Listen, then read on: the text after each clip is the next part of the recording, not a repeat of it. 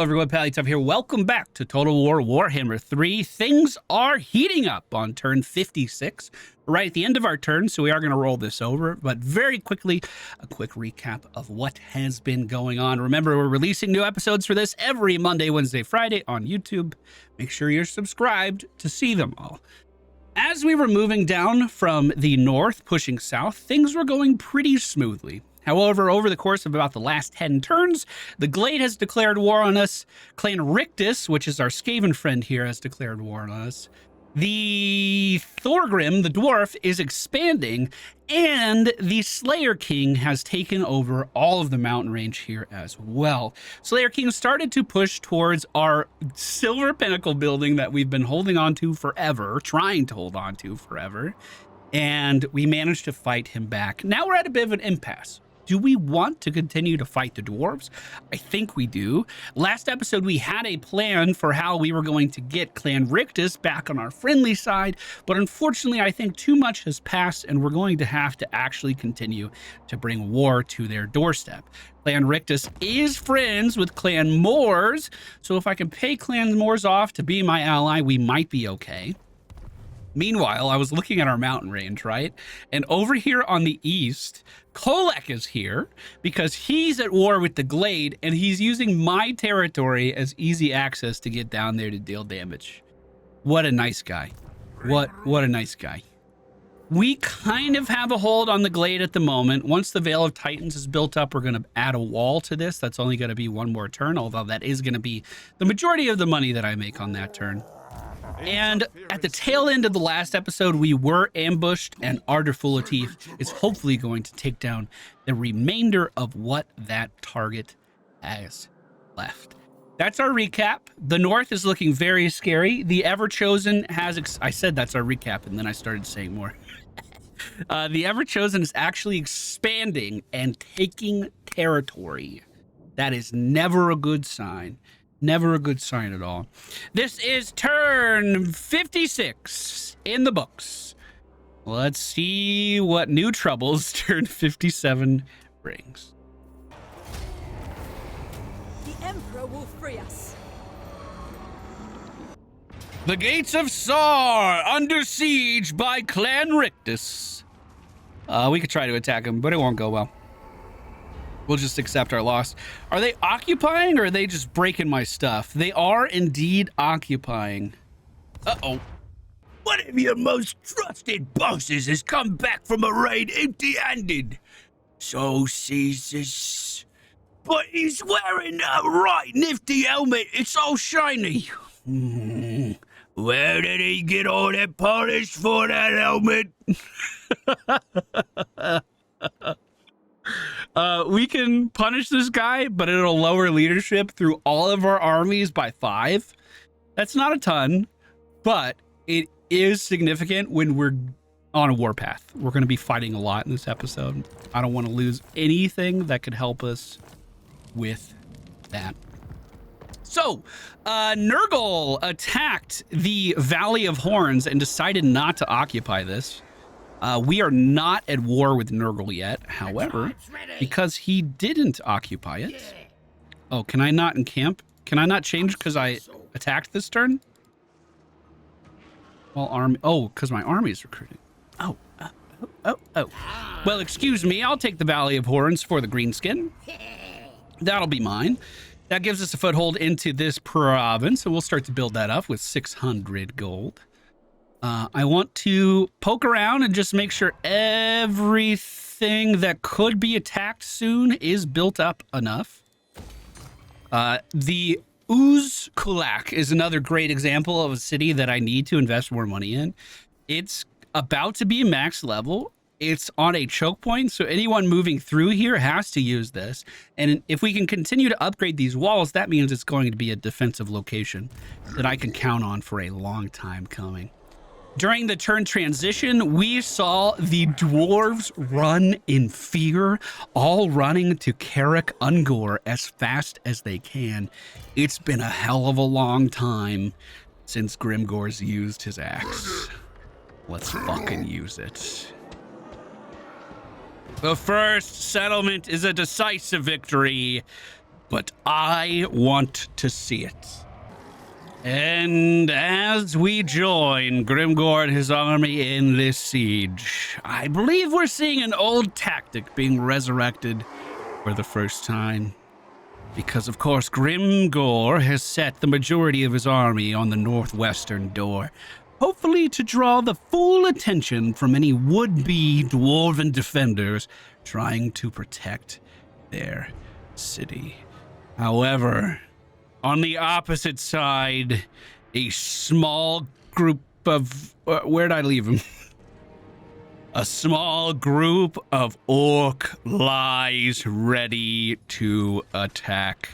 This is Grimgore, Scram, and his new orc bodyguards, who are going to be sieging down this very door on their own. Will it be enough to break the city defenses?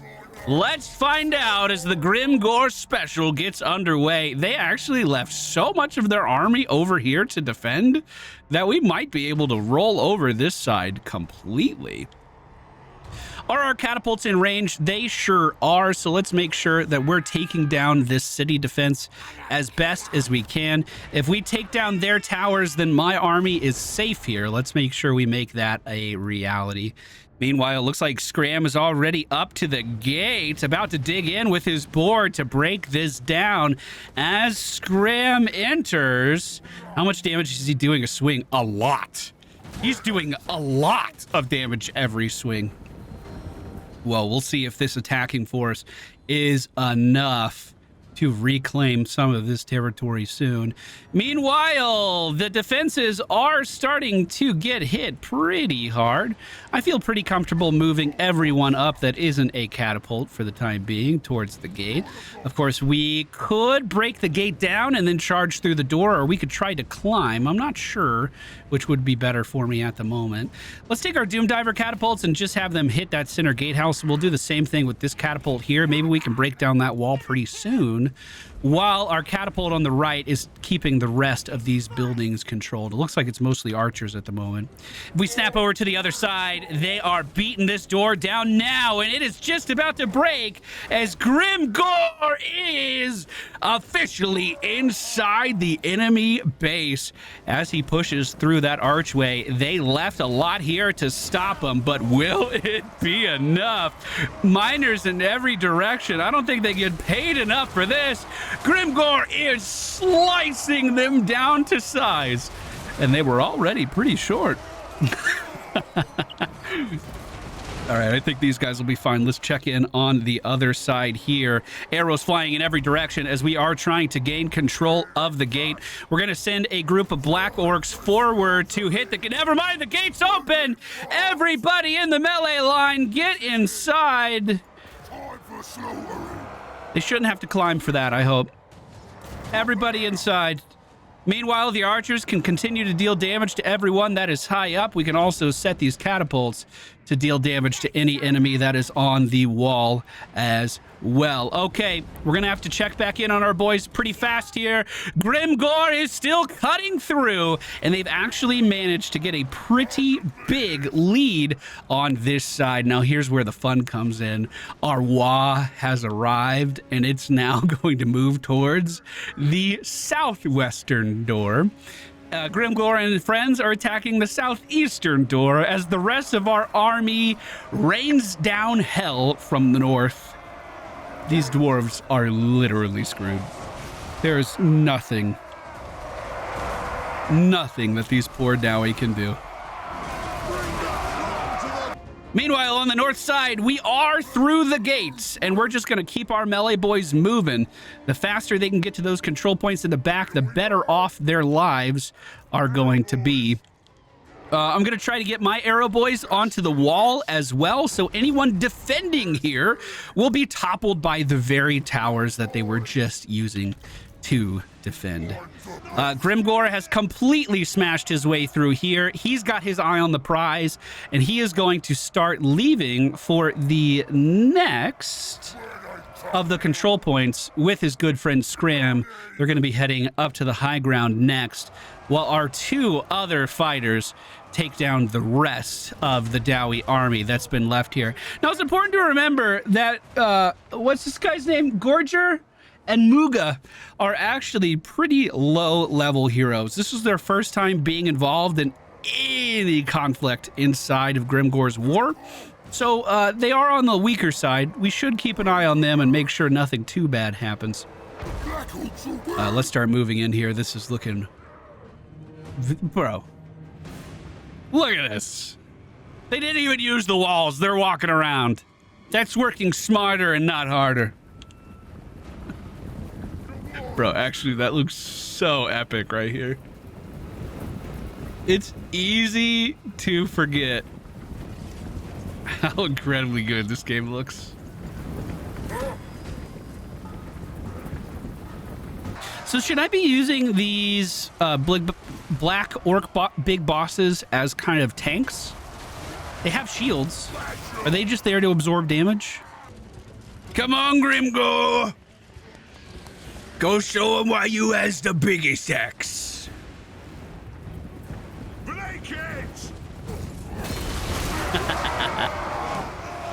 They're like, oh God, they would fly. Oh God, Jimmy lost his head down there. Oh God, we better get out of here.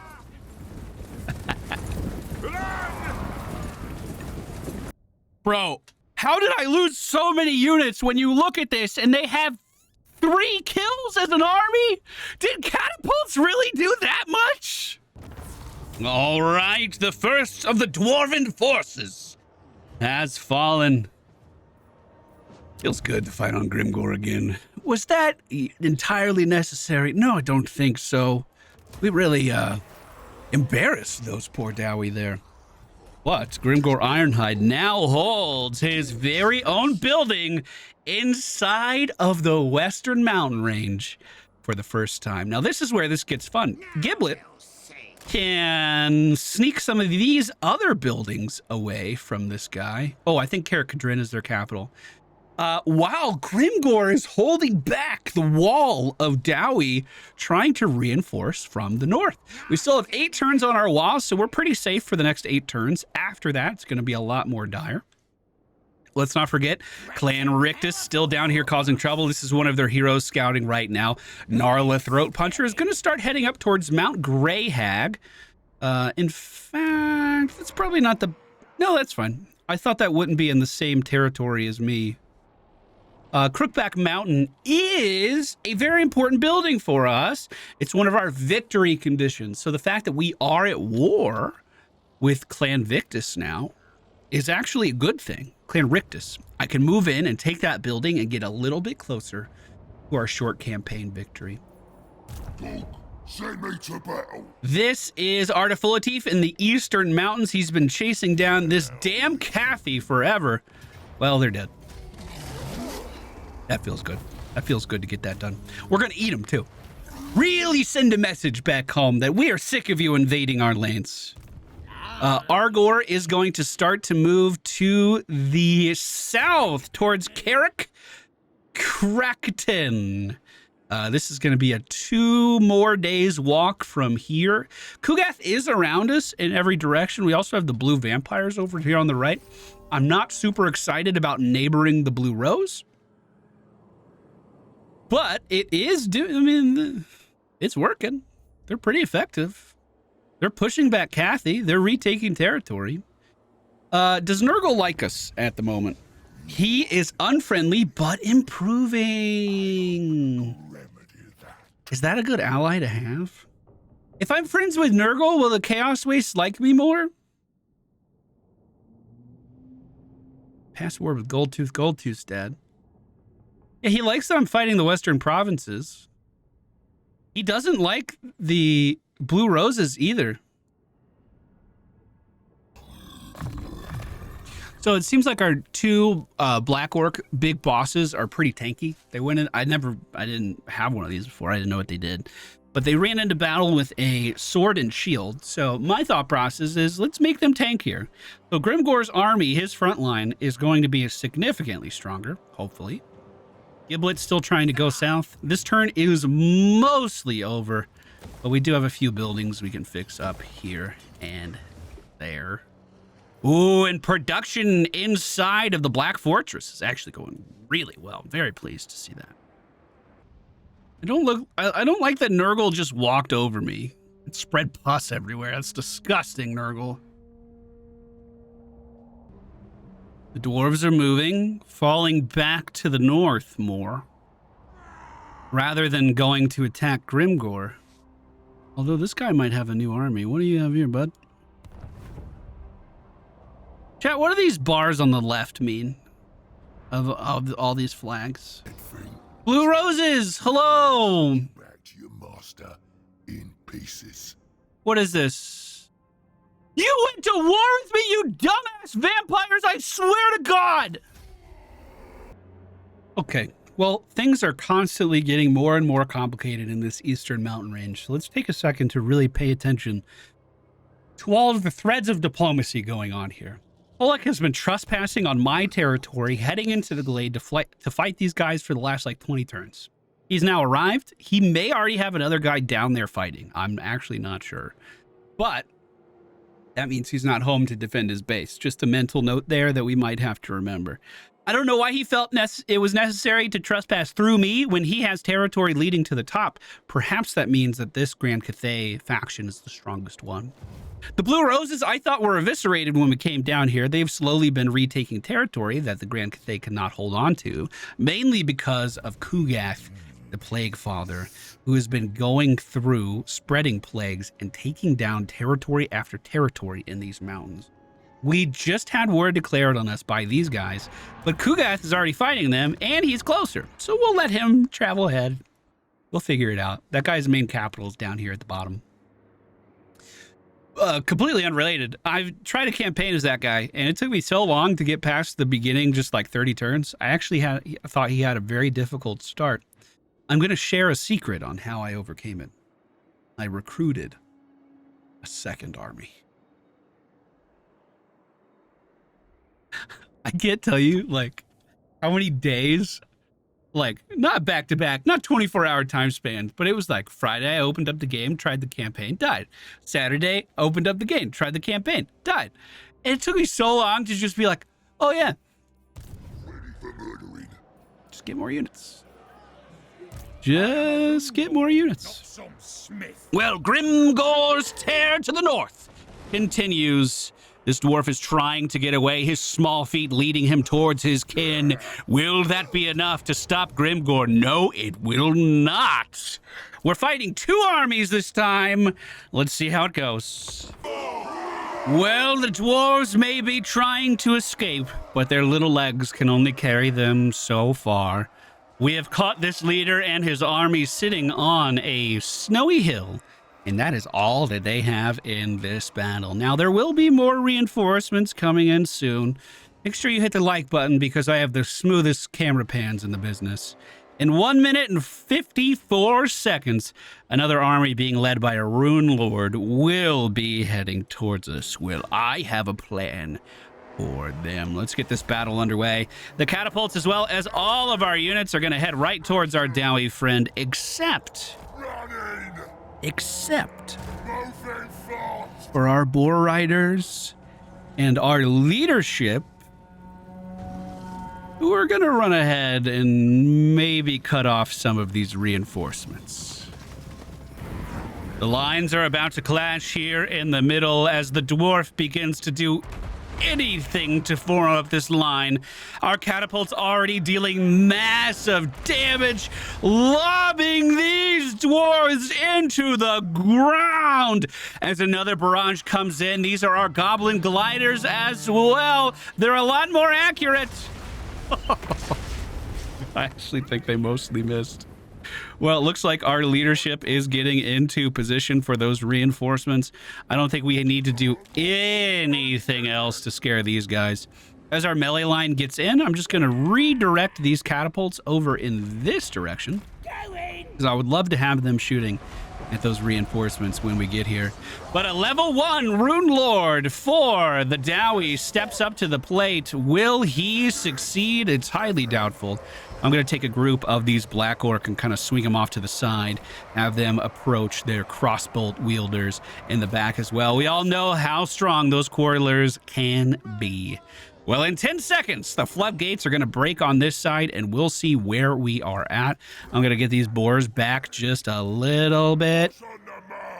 Just a little bit. But get Scram in there right now. Scram, go get there. Grimgore, get in there. Boys, get in there. We're going to hold back this defense while our team takes care of everyone on that hill without us having to do anything. Now all we have to do is get catapults in range over here, and these guys will be dead in no time. Is this our Wah? I don't think I needed it. We'll send the Wah over here too. Meanwhile, the Rune Lord's leadership is plummeting to all-time lows. It is difficult to break a Dowie, but Grimgore and his Green Tide had no trouble with this one. I mean, to be fair, he's not broken yet. He's not broken yet.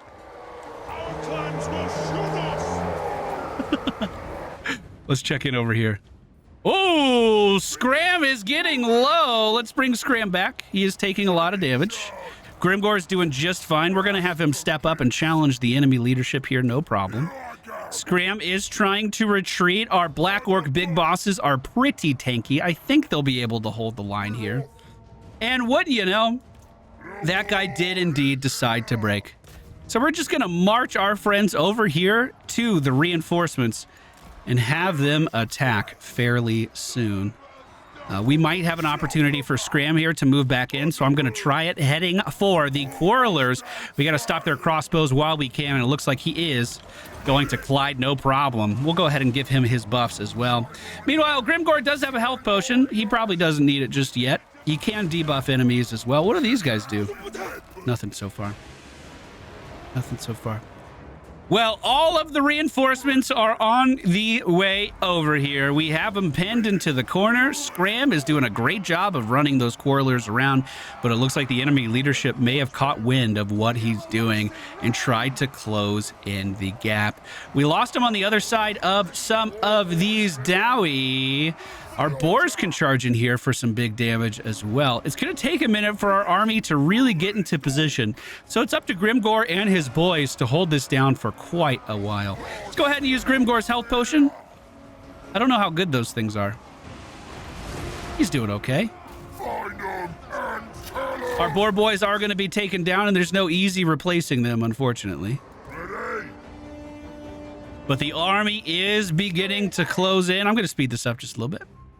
I think our orc will hold no problem. So I want our boys to start hitting these Quarrelers that are starting to run away. Now, these catapults might be a little overkill.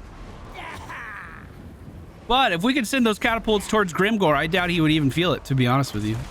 Scram might. We need to move Scram. Get out of there, bud. Here's your charge bonus. Move, Scram! Move, Scram! Get out of there, Scram! There's like one Dowie standing in front of his boar. That's frustrating. Scram's getting hit real hard right now. That's frustrating.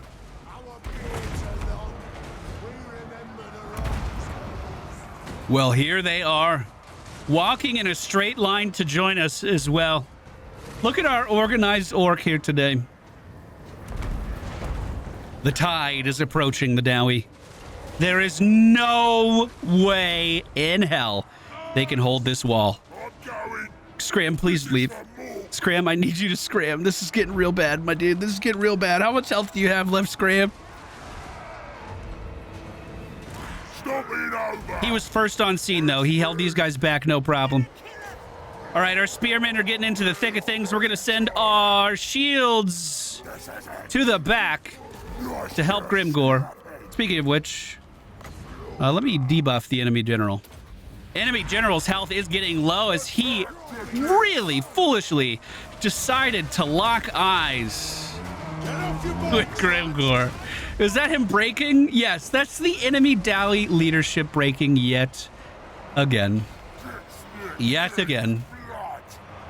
This fight is as good as over. Especially with the catapult barrage joining in at the end. There they go.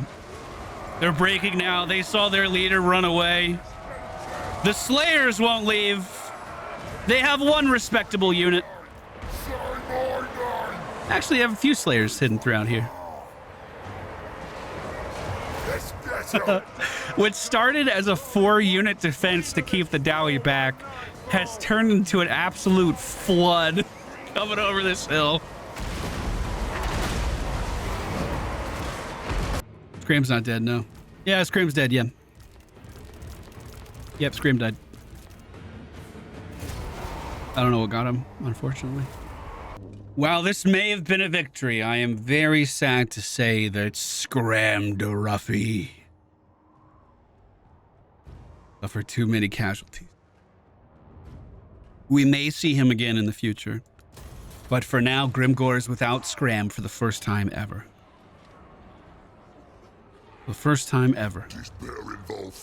We could get another hero from here.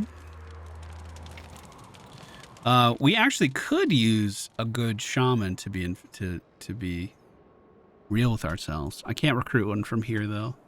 Surely a cruel jest by the gods. Scram de Ruffy has been killed in battle. Oh. Yo, F's in the chat, boys. We'll remember Scram forever. Scram was an important part of our team. Stop that! Grimgore marches forward. Let's fight! I have no time for this. Grimgore never stops. Let's recruit another hero. We'll get Black Orc Boss and bring him towards Grimgore next turn. The reason I'm being as aggressive as I am on Grimgore is because our WA's only going to last so much longer. So if I can get in there and deal damage, even if we take a lot of casualties right now, as long as I can get in and deal damage, we'll probably be good. I want it to underway around this mountain. Looks like we're going to have to walk through it. Kugath, where did he go? There he is continuing to push east. His army's not looking great. Not looking great at all. Argor is still continuing to recruit for one more turn. If we take a look to the left, Giblet is in range of this city. And that's going to be a decisive victory as only the garrison was there to defend.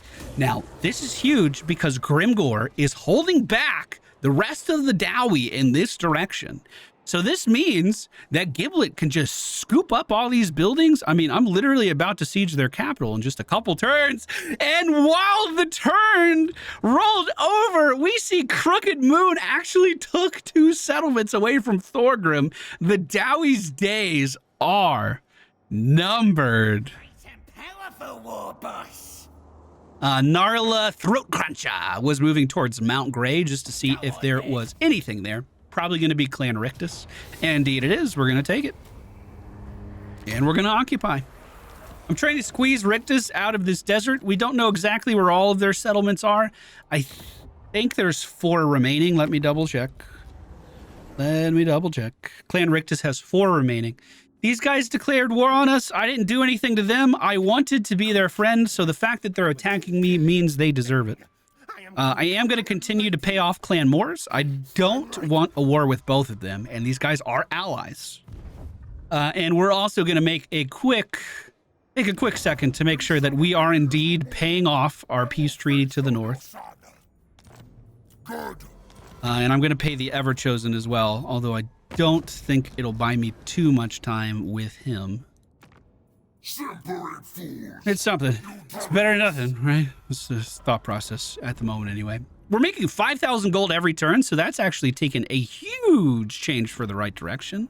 And we can make that even better by just going through and making sure all of our settlements are kind of built up the way that we like in this mountain range. Sometimes when they're clustered up super close, that does get away from me, but taking a quick second to just go through it like this is all we need to do. So on turn 58, that's where we're at. Moving in the right direction in every direction. Let's see what this looks like. Kugath is continuing to siege. Yo, this is when I should hit Kugath. That's the weakest his army's been. Although, We're already at war with the... I gotta focus on the vampires first. Kugath is doing me a favor. I hate that I'm that much of an opportunist where I'm like, oh, now it's my time. Now's when we kill him. This is the Clan Rictus army that's actually moving around. This is the scariest part of what they have, and they are encircling the Tower of Gorgoth for now. We'll be able to get there in time unless they attack, like, right away. Grimgore is in position to once again siege Ungrim, who's taken settlement inside, what is this place? Carrick Ungor. I don't know if we're going to win this one just by walking up. We might want to recruit some regiments of renown or something. Wait, we were going to get this guy into our army here. Move him up. That means we have another tank in our army. Now I'm going to try. We'll just see what it looks like. We could always encircle. Decisive victory. We do have a full Wah at our back. I'm going to auto-resolve that and take it. 6,000 gold. 6,000 gold is so much. We're also just going to occupy this building. So that means Ungrim is dead for another 5 turns. This is significant because we have another army to the south that is now free to march towards the enemy team's faction capital. That is Carrick Cadrin. If memory serves, this guy also has a special building in here that he needs for a win condition, so taking this away from him is really good. We're kind of cutting his territory in half for the moment. I don't see a world where anyone west of us is going to like us at all. I just don't see that happening. No, we're about to be at war with these guys. We're about to be at war with these guys. So walls are going to be the name of the game in this particular area. So as I'm looking at Carrick Ungor, the first thing I'm going to do is build a wall. Hello. The next thing I'm going to do is locally recruit a catapult, I think. No, we already have 3. That's too many. That's too many. We'll get some more frontline. That'll only take a turn, and we'll be able to move very soon after that. Oh, God. The Blue Rose is pissed. The Blue Rose is about to move in a big way. Nurgle has made them mad, and they are striking out. If I move up now and fight this guy, I can probably win. But I can't beat that, and I can't beat that. So Argor is going to stay in the Valley of Horns and do some recruitment until that looks a little less sketchy.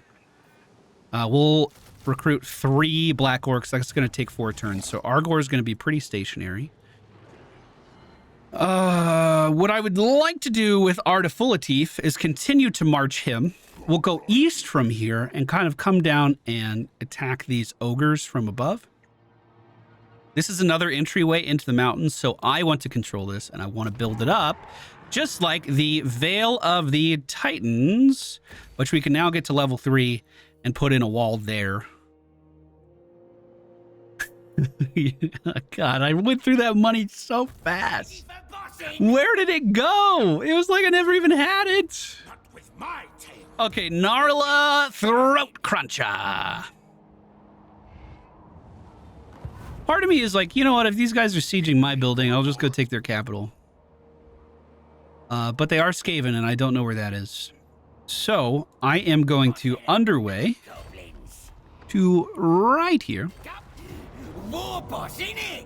He saw me do that and attacked me, so that's going to be a Pyrrhic victory. We'll take that.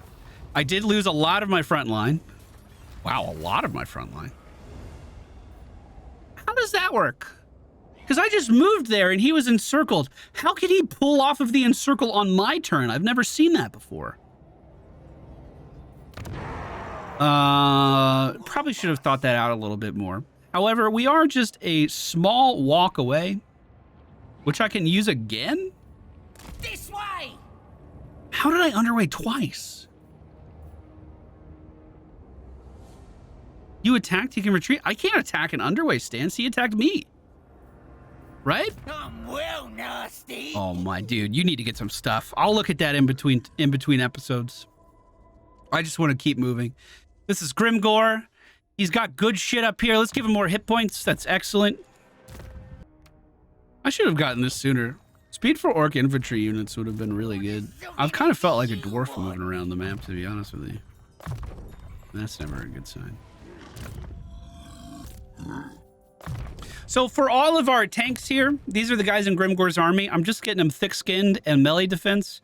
Once I can go to the next area, I'm going to get them more melee defense, more HP. Basically, I'm just trying to make these guys the tankiest thing in the known universe.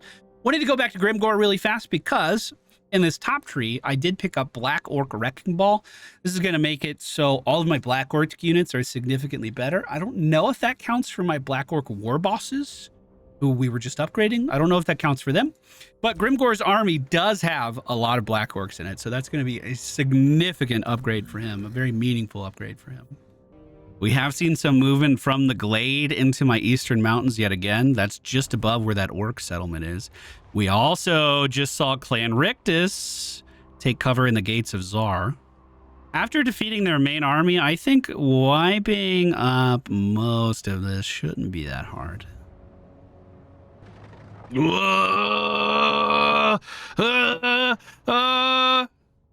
As long as it's 1, we're okay. 2 is a lot less okay.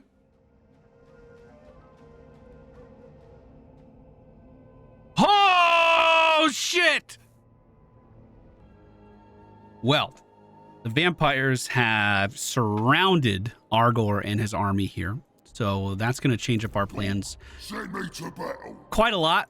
We're going to fall back with Ardafulatif and try to use him as defense. I imagine that this is going to be a defeat if I try anything, but I will try really fast. Just see what it looks like.